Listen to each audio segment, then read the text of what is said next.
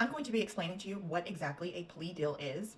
And the reason being is because all this new evidence with Gypsy Rose's videos, documents, all of that, people have now seen.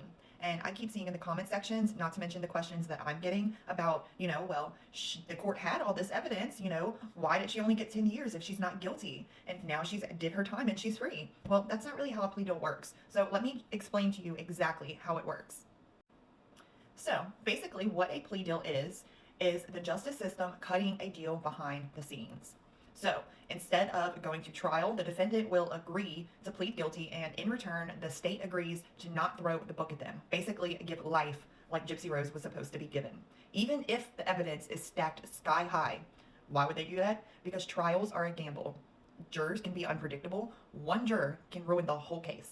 A witness can mess up, evidence can get challenged, and if the state loses at trial, that defendant will walk free.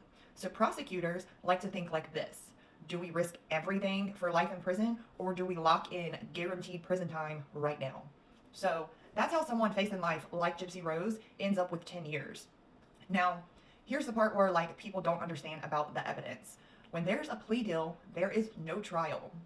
What does that mean?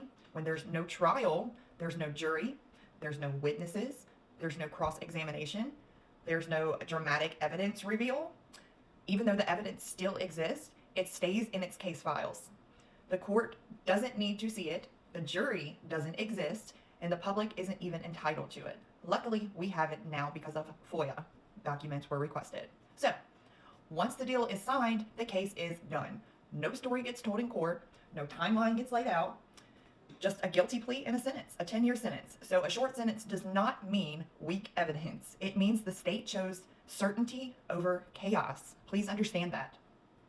At this point in time, she's looking, just as Mr. Godigan is, at 2 felony charges, most significantly one being first-degree murder, where the penalty is life imprisonment or death.